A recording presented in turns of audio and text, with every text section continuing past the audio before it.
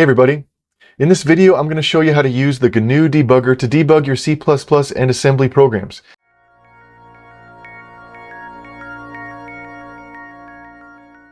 You could also use it for C and some other stuff, but we're just going to focus on C++ and assembly. What is the GNU Debugger and what is a debugger in the first place? So for starters, the GNU Debugger, it's called GDB, and the DB, you can imagine that stands for debugger, something like that, and the G stands for GNU. I personally don't know how to pronounce GNU, so I just say GNU because it feels more fun to do it that way. It's more interesting. I think probably some people just say new, but I don't like that because the GDB debugger is really old and robust and powerful. It's not a new tool, it's an old school tool. And so if I said, hey, let's use the new debugger, someone's always going to ask, what was the old debugger? And then I say, this is the old debugger. The new debugger is the old debugger. Anyway, so we're going to use the GNU Debugger. If you haven't yet watched my video on caveman debugging, you probably want to watch that first, just for like some basics of, why you might want to look at information in your program. But for now, we'll just assume that you already know what's going on with just like why you would want to debug. If you don't know how to make makefiles, see my other videos. But here I just have a basic makefile. All it's really going to do is just sort of compile a very simple program and add debug symbols into it. So let's double check that I'm actually doing that here. Yeah, there we go. Okay, so the first thing that I should probably show you is we are compiling a C++ source module. So I've got a variable in my makefile for that. And we're not actually using C, but I have that left over in there anyway. And then we're assembling something in YASM. We're linking with G++ because we want to have a hybrid program, and we've got all these flags here. Those are just variables. And so now before I can debug with GDB, I've got to talk about something called debug symbols. What are debug symbols? Imagine just a bunch of extra information explaining all of the design and variables and everything inside of your code, just a bunch of extra information about your code stuffed directly into the executable. So imagine, when we compile a C++ source module into an object file, usually that's just, assembly at that point. But when we add debug symbols, we'll have a bunch of information that can help the debugger figure out where we are in the program, what the variables look like, a bunch of extra information to help the debugger pretty much. The assembler will put debug symbols into the object code that you generate. The compilers will do that. The linker will do that. And so it's important to understand that if you don't generate debug symbols when you're compiling and linking your code, then your debugger won't actually be able to do anything. It won't understand what's going on. You can debug it, but you're not going to see anything that's that's useful. So let me show you real fast. I'm going to do make clean, and then I'm going to say make build. And let me just double check my command here that I do not have debug symbols. Right, okay, if you don't know how to compile and link from the command line, see my other videos, but for now it looks like we're not generating debug symbols. So if I list the contents of my directory here, just note the sizes real fast. I have an assembly module here that I'm calling assi.asm, ASCII for assembly, and then we're assembling it down to an object file. Notice how it's just 656 bytes, very small. And then the C++ module that I'm creating here is compiling to an object file that is about 4.5 kilobytes. So, not too big. The final executable is called main, and it's about 17 kilobytes. So this is without debug symbols. When you're compiling something on your own, you need to add extra switches to enable debug symbols. So you can see here in this makefile that I've made. And again, if you don't know how to make a makefile or compile or link or anything, see my other videos. But for now, I'm just going to assume you kind of know your way around a makefile, or at least you can kind of infer what's going on. So I've commented out a different version of this variable for the flags of my C++ compiler. If I uncomment this and then comment out the other one, you'll notice the only real difference is this part right here, -g dwarf 2.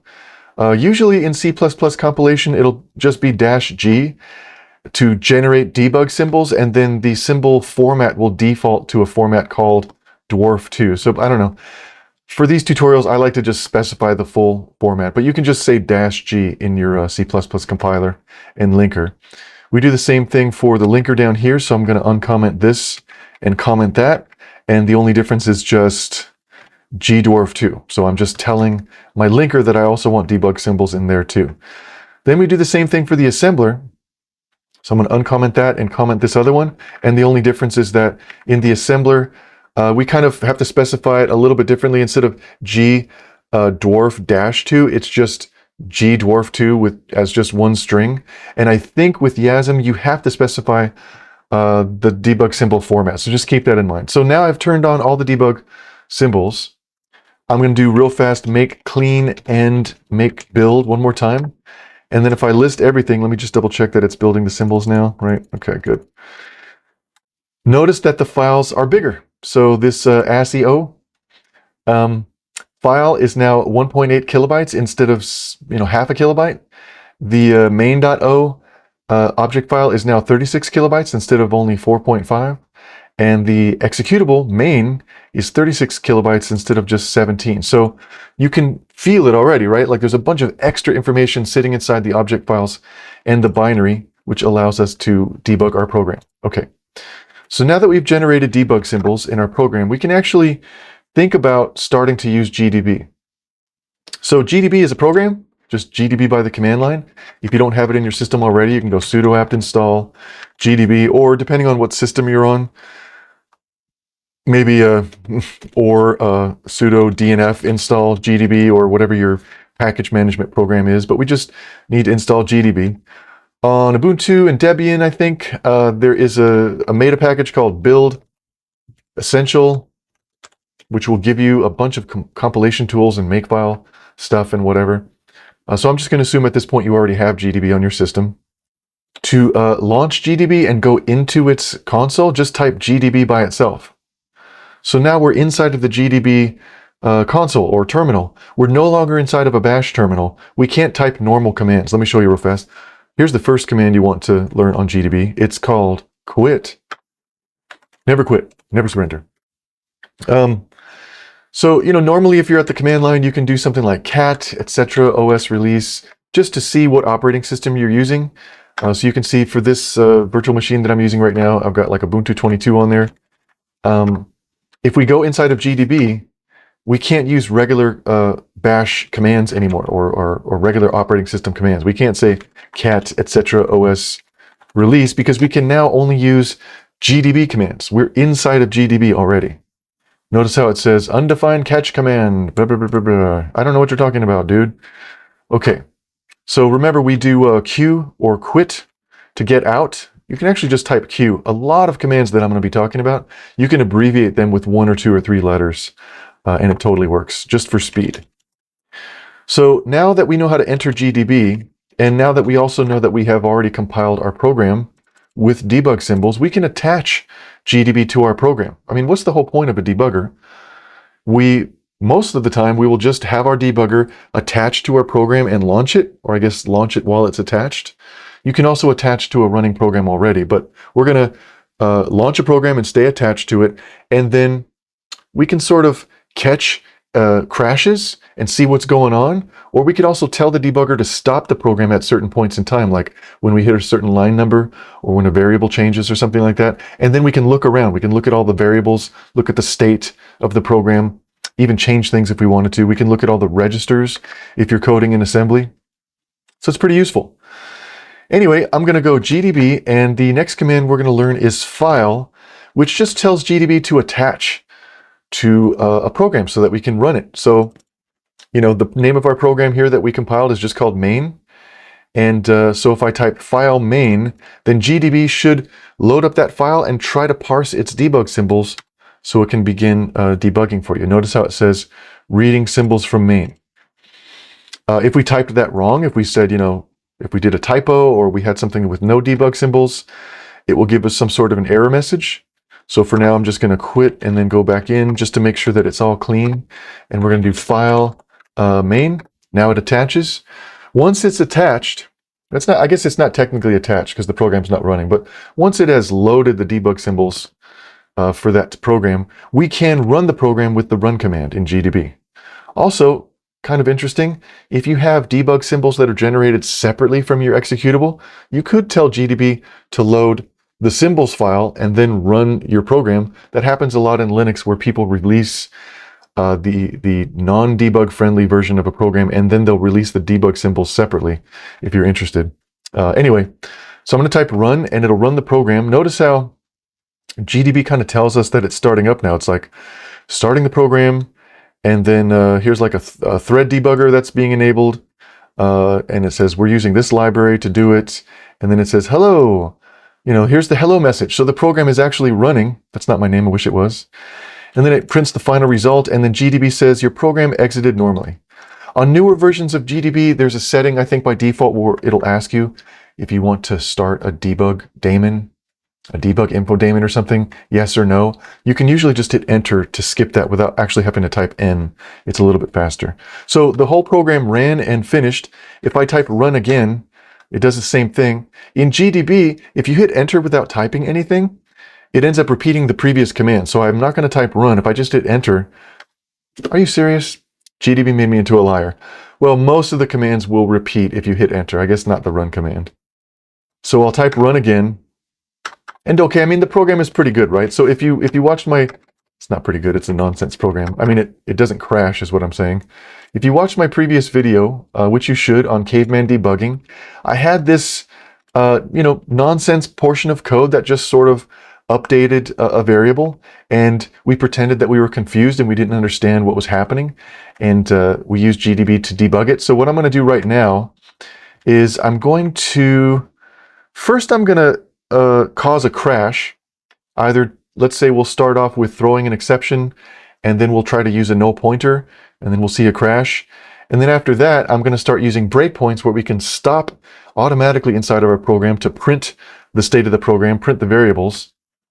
And then I'm going to do that first in C++, and then hopefully I'll remember to do that in assembly right after. It's basically the same thing, only with assembly, you don't really have, a bunch of variables everywhere. You just kind of have registers and maybe some globals. But it's going to be the same deal.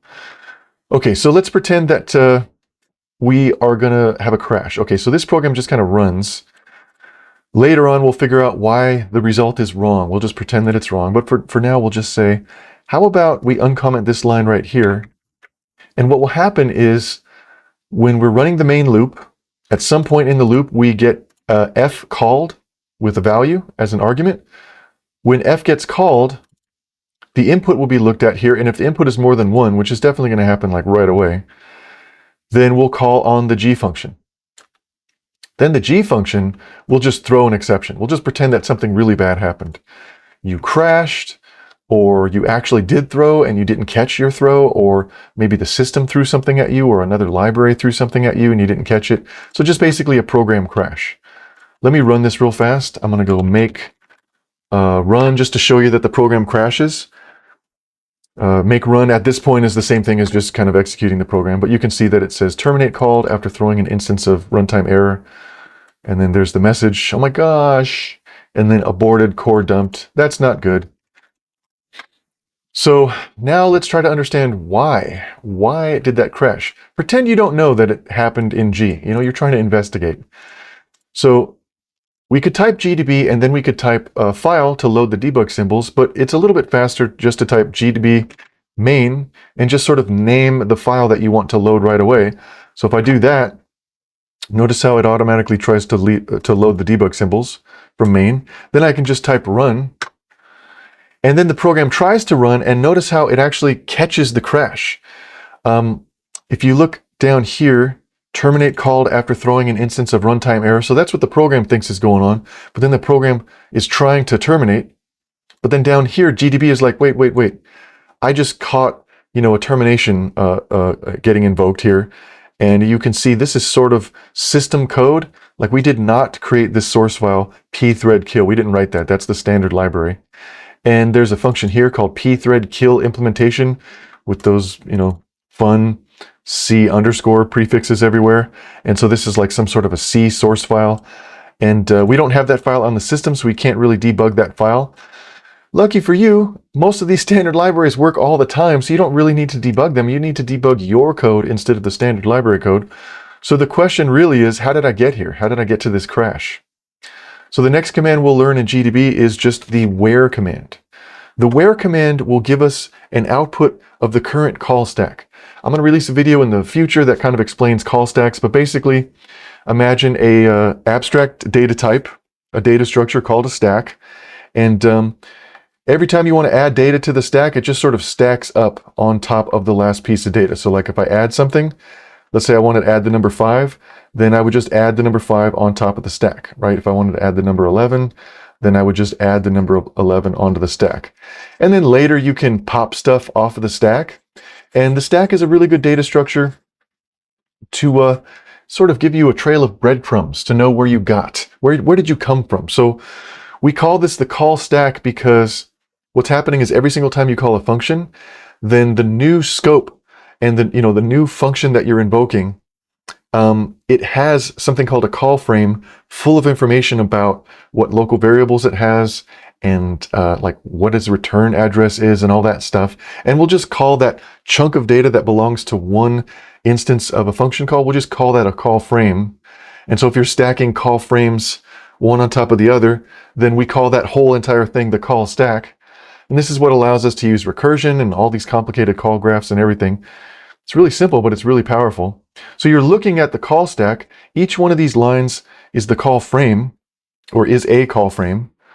And so, for example, if you just look at number 0 here, you're looking at call frame 0, which is the closest frame to wherever the crash occurred, which is, if you look at it, that's exactly what we were looking at when we saw that original message, right? Call frame 0. So that's not really useful. You want to go down to higher numbered call frames, or I guess physically lowered number call frames, and just kind of scan it until you find some code that is actually yours. So pthread kill, no. Raise, no. Abort, no. None of this stuff is ours. Lib standard, C++, no. The first frame that contains code that is ours is call frame number 9, or I guess like 9 away from our current position.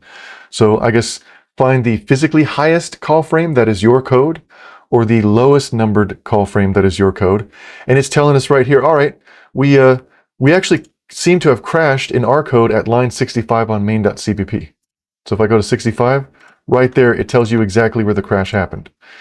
If you're still trying to figure out, well, how did I get to that crash? I don't know how that actually happened.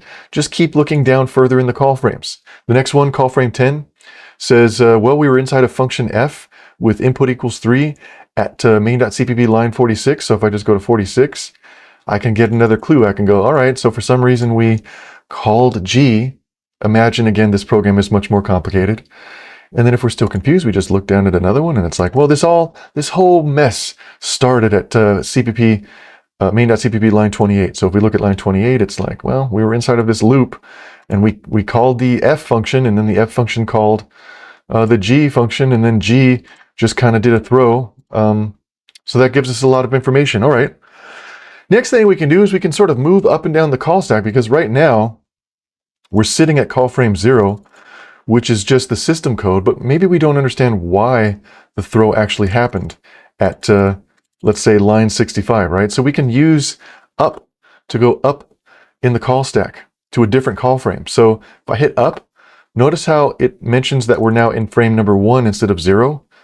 And if I do up again, we're now in frame 2, which is a little bit closer. We can use the trick finally where we hit the enter key instead of repeating the command. So I'm just going to hit enter a couple times until we eventually get to our code, which I think was supposed to be at frame 9. So I'm just going to hit it a bunch of times until we get to frame 9. Now we're looking sort of back in time at that point, because all these other frames actually did get invoked, but we don't really care about what was going on inside of them because they probably did their job correctly.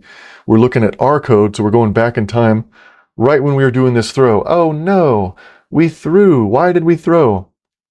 Well, there's another command in GDB called info locals. Okay. The info locals, there's really not much to this. Maybe let me do this again. A equals 5, and then I'll just say A++, just so that we have a local variable. I forgot that GDB doesn't consider the incoming arguments as locals, so there was nothing there. Let me do this one more time, real fast. GDB, oh, let's do make build, and then GDB main, and then run, and then we have a throw, and then I say where, and then I go up to a frame, You can also use the keyword down if you go too far, if you want to go, back down in the call stack. But I'm just going to use up. Okay, so now we have it here. Now finally, I think I can do info locals just to see the local variables. Notice how the a variable is there now, because I just added a local variable a moment ago. You can also print things directly. You can say print the input incoming variable. If you're in assembly, you can also print registers. You can say info registers like that, and you'll get a nice printout of all the registers. You could print individual registers. You can say, let's print register R12.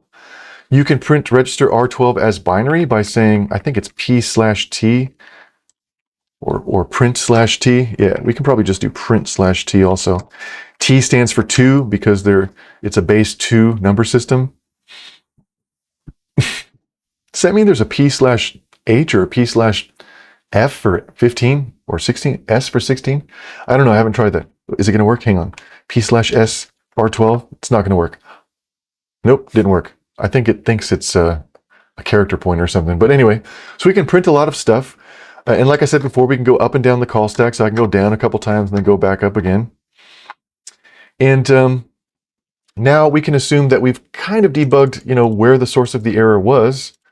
So I'm going to comment that call out to G and run the program again one more time with a different error. So I've commented this code out from before, but just imagine now that we're going to use some pointers. We're going to start off with a pointer called P. We're going to set it to null at the beginning, and then we're going to just kind of allocate it, and then we're going to set a value, and then we're going to dereference it. And dereferencing a pointer just kind of sets the first value in an array. You can do that. And then we're going to deallocate the pointer. And then how about right after that, we do something really, really naughty. We say P at some index is equal to a 5. This should be a program crash because we deallocated P. Already at that point, we would be dealing with junk data if we tried to dereference P. But to make it even more clear that it's naughty, we'll set it to a null pointer. And then we'll try to actually use it. So let me just restart the program real fast. I'm going to do quit, yes, and then we'll do make debug. Just so you know, my make debug is just a shortcut for, let's see, where's that? Do I not have a debug shortcut yet? Oh dear. I need to add that before this video is over. You know what? I'll add it right now. We'll do this, run, and we'll say debug, make debug, and it needs to build first, and then I'll say debugging the program, and then we will do the GDB binary and give it an argument of the executable. And then later we can upgrade this to take a little script of commands, because the commands are going to start getting out of control. So now if I do make debug, if I didn't screw it up, now it at least goes in there, and I'll do run. And then we have a seg fault, and notice how it tells us right away, hey, you have a seg fault right here. You're accessing invalid memory. Let's do info locals just to see what's up. Oh, the P is actually a 0. That's a null pointer. If I print P again explicitly, oh, whoops, oh, what have I done? But it's a really good idea to set your pointers to null after you deallocate, because if you don't, you might end up with undefined behavior where sometimes the program doesn't crash while you're overriding junk data or reading junk data, but sometimes it does, and you're not really sure, like, why does it work sometimes and why does it not work sometimes? So let me comment this out and see if it'll crash. Let's just double check this here. Make debug, and then I'll do run. And then if we do info locals, yeah, okay. So this is, it did seg fault, so that's good. If we were unlucky, then the program wouldn't have crashed. It would have just started behaving strangely.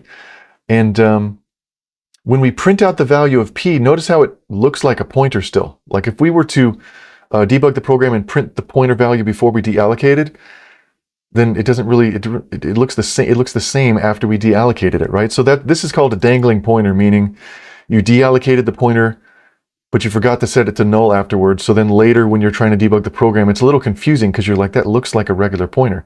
What did I do wrong? So it's really good practice to set your pointers to null right after you deallocate them. That way, when you're debugging later because something crashed, instead of seeing a memory location on P, you'll see something that looks definitely like a null pointer. And print p, then it's way easier to realize, oh, whoops, I was trying to use a dead pointer, a pointer that I deallocated. Hopefully that makes sense so far. Next thing I want to do is a small upgrade. I can't remember if it's -x or -ex. I think it's -x. But you can write a little script. I have a little script here called good doggo. You can just make any file, name it anything you want. So I'm just naming it gooddoggo.txt because my dog's taking a little nap behind me as usual. But you could name this gdb.txt or whatever it is you want.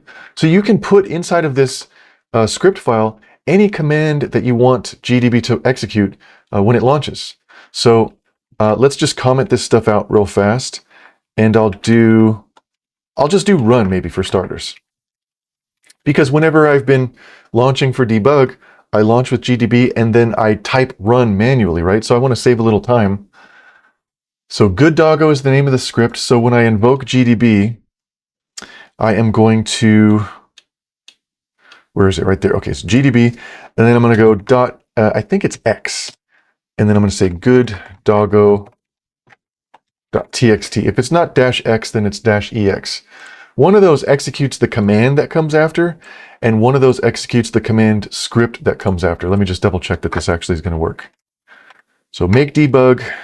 All right, okay, so it was -x. -x specifies a script that will be run. -ex just specifies a command that you can put right in there. Like I could have said -ex run and it would have ran right away, but the script is more convenient, right? Because we can save typing. So notice how it ran right away, and then there's a seg fault. Okay, so now let's go a little bit deeper. Let's change this to false again, now that we understand like null pointers and all that stuff. So we can just basically deal a little bit more with only what the main loop is doing. Suppose we just still don't really understand what the loop is doing, why our answer is, good or bad. So maybe I want to do a breakpoint at the top of that for loop. Every time the for loop gets to the top of its iteration, I want the program to pause so I can look around. So I'm going to set up a breakpoint on line 22. And here's how you set up breakpoints in GDB. I'm going to go ahead and maybe do the terminal for now, and then I'll stick that into the script next. I will not remember that it's line 22. That's okay. I'm going to do quit, and I'm going to do make build. Then I'm going to go GDB main just to jump in there. And then I'm going to say break, or just the letter B, just to make a breakpoint. You type the name of the source code file that you want to break in, and then a colon, and then the line number where you want it to break. So I think it actually was line 22. Oh, I can see it. And then maybe I want to have it break at line, I don't know, maybe right here, line 25, right before it increases A. So I'll say let's break at line 25, and then so I'm going to do an up arrow to just repeat the command so I can edit it real fast. And then I'll break again at line 28, and then maybe 30, and then 32. So I'm going to go 28, 30, and 32, 30. And I'm just making up breakpoints. I just want to inspect the program. And then maybe I'll break at line 36 so I can see what the final answer is. So I just have a bunch of breakpoints set up. Remember, when the program is running now under GDB, every time it hits one of those lines, the program will pause, and I'll have a chance to look around at the variables and things. So if I'm not sure if I've set up the breakpoints correctly, I can say info breakpoints, and it'll show me all of my breakpoints. Notice how you can enable them and disable them. So let's say, for the sake of argument, I want to disable the breakpoint at line 30, because maybe I don't really need that right now, but I kind of want to keep it in the system for later, or it's just running too many times. I can say disable 4 because it's number 4. It's breakpoint number 4, so I can say disable 4. Then if I do info breakpoints again, notice how there's a little N on there, meaning breakpoint 4 is disabled. So I could re-enable it with a 4, and then go info breakpoints again. So now they're all enabled. I am going to maybe copy this into the script file real fast so I don't have to keep typing this over and over and over again. Imagine if every single time you changed your program and recompiled it, you had to type all of the breakpoints from scratch. That's why I want you to use this little breakpoint script. So we're going to do B to break at main.cpp line 22 and 25 and 28 and 30 and 32. I should have copy pasted the 3. Dang it. 36. And after we're done setting up all the breakpoints, then I want GDB to just show me the breakpoints, just so I can have a visual reminder. Keep in mind, if you change too much of your source code, then you're probably going to have to update these lines, and that's okay, but it's a good idea to just at least, kind of look at them a little bit. So that's why I'm saying info breakpoints. And so then, remember again, the make file, all it's doing when I type make debug is it's just launching this command right here. It's just saying GDB with the name of my executable and then -x and then the name of my GDB script. So let me quit to get out of this, and then I'm going to say clear and make debug. And notice how it did all that stuff for me. It added the breakpoints, it showed me the breakpoints, and then it ran the program like I told it to, and then it already broke on a breakpoint. It already breakened. It's broken. I don't know. I don't think it's broken. So we're on breakpoint number 1 on line 22, and here's the for loop. I can type all of my inspection stuff. I can say info locals. I can say print I can say print A, I can print whatever I want. And then when I'm done kind of looking around and inspecting things, I want to continue the program. I don't want to just stop it here. So I'm just going to use the command continue, and it goes right to the next breakpoint. If I want to, continue again, I can hit C, or I can just hit enter, to just sort of keep continuing as I inspect and print things. Let's see, when can I get to breakpoint number 1? Is that, what's going on here? Hang on a second. What is breakpoint number 1? Oh, I know what to do. Info breakpoints. Breakpoint number 1 is at main.cpp line 22. Is that actually going to get hit? Oh, it's always on top. That's what's happening. Having issues here with my GUI. Okay. Line 22. Okay, so it's not really hitting that anymore. I guess it's not going to think that it hits the top of the for loop. Okay, so I guess breakpoint 2 is where we're always going to be hitting. So let's just suppose that I'm continuing until I hit breakpoint number 2. Suppose that the next 10 times I see breakpoint 2, I don't actually want to stop and break on it. I just want to skip the next 10 iterations for some reason. You can say continue 10, and it'll skip the next 10 times that it hits the number 2. Notice how if I hit continue a bunch of times, we're not really seeing the breakpoint number 2 anymore. We're seeing other breakpoints, and then eventually if I hit it enough times, we'll probably see 2 again. Oh my god. Oh my god. Are we seeing it yet? No. Okay. Wait, are we seeing it? I'm freaking myself out. Okay, so let's continue 10 times on breakpoint 3. Then we'll only see breakpoint 4, I guess. So we can do continue 10 times on breakpoint 4. What is going on here? Did I write this program in a weird way? Well, trust me on this. Let's continue 100 on breakpoint 3 and then continue 100 on breakpoint 4. Okay, so now we're just done with the whole entire program. I guess there must have been a 2 there that I missed. So now we're finally on breakpoint 6, which is when everything is finished. Let me show you real fast that we can add more breakpoints in assembly just to prove that we can debug assembly real fast. So if I want to debug assembly, I just have to type the name of that source code file. If it was nested in a folder, like if you had like a complicated hierarchy of source code files, you would just need to type the relative path. But for now, I'm just going to be able to type the name of the file, so asc.asm. And let's suppose that I want to break at line 16 just so I can see the registers that I set up. So I'm going to do 16, and then I'm going to break at asc.asm, line 16, and then I'm going to run. And that actually never gets called, does it? No, it gets called. I think I have a call up here somewhere. Nope, I don't have a call. Okay, let's make a call. This is going to throw off all of my C++ breakpoints, so I'll just comment them all out right now. Comment them all out so I don't have to redo them. And this is a hybrid program, so I'm going to go extern, what was it? Extern C, make a block where I name the function. The reason we do this is so that C++ does not expect name mangling. So the ASCII symbol is going to show up as just its regular function name rather than a bunch of extra stuff indicating the prototype so that we can do overloading. So we're just going to disable that. And then at the very top of the program, I'm just going to call it. This should hopefully work. Let me just do a regular make run just to make sure the whole program compiles. Okay, now let's do make debug. And inside of the debug script, we're going to break on line 16, which is going to be letting us see the registers. Okay, so I'm going to go make debug. Notice how it hit the breakpoint in the assembly, just the same as the C++. And we can print whatever we want now. So I'm just going to say info registers.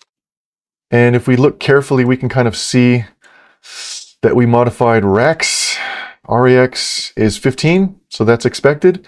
RDI is 20, which is expected. R12 should be a giant number. Where's R12? Right there. So you can see the state of your program at any point in time just by breaking on it, breaking on a certain line. So this is tremendously useful for debugging, not just for higher level languages, but also assembly. What else can I do? Oh, let's put a global in the data section. So I'm going to do, I don't know, my thing or something like that, and we'll call it a byte array, and I'll just go hello. And then maybe I'll say we have a thing1 and a thing2. Something like that. And maybe thing2 is a null terminated string, whereas thing1 is a regular thing. We should be able to print those symbols. If that's not true, I'll come back at a later time and show you how to do it. Anyway, so we'll do make debug to just kind of assemble everything again. And we know how to do info registers. We can print, one register in particular, print R12 if we wanted to. History has not reached 12. Oh, I got to put R12. Yeah, then we can get the, wait a minute. Oh, I threw off the line numbers because I added the variables up here. So now we're going to break at 21. Let me just fix that. 21. We'll do a quit. Make debug again. And now we're at 21. If I say info registers, we can see R12 is that big value, but we can also print R12 directly. And we should be able to print my thing1. Hopefully has an unknown type. Oh, we have to cast it. So we can do like basic casting in GDB. So I'm going to say this is a character pointer. Remember, all of the assembly symbols are basically pointers unless it's an EQU variable. In that case, it's more of a define. So I'm going to print character pointer my thing1, and then it says error, cannot access the memory at address. What the heck did I do wrong? How about that? Cannot access that. All right. I'll come back in another video because this wasn't something that I prepared for, just to print strings in globals. I'll come back at some later date in the future, like 5 years from now, and I'll just show you how to print globals. But I hope if you're in assembly, you probably don't need to worry about printing globals. You just have globals, but the real problem for you is going to be what's inside of your registers and so forth. You can also deref, I think. Let me see.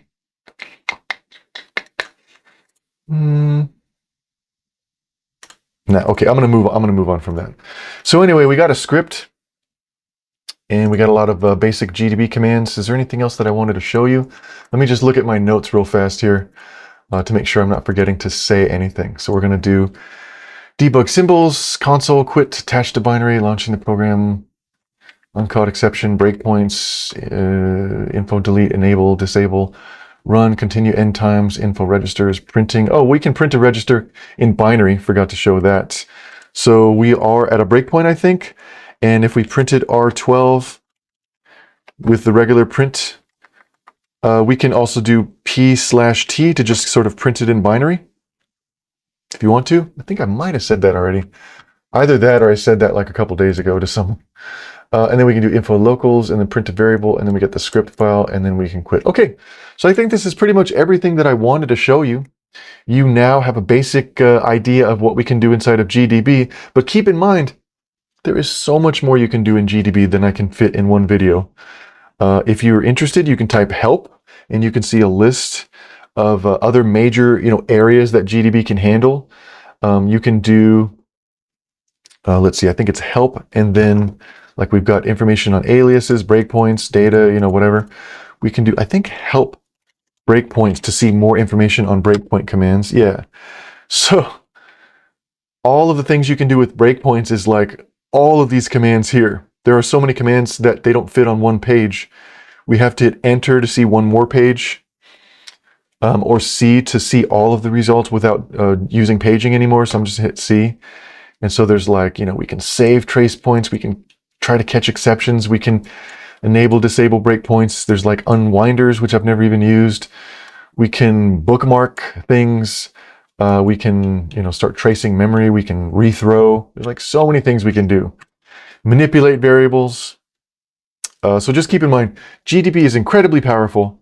This video barely scratches the surface, but for a programmer who is new to debugging, I think this will be very useful to you. I hope it is.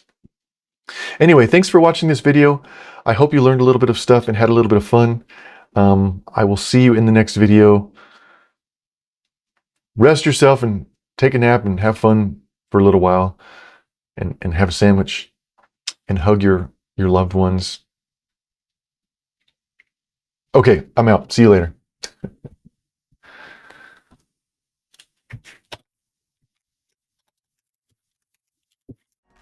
Hey everybody. Thanks for watching this video again. From the bottom of my heart, I really appreciate it. I do hope you did learn something and have some fun.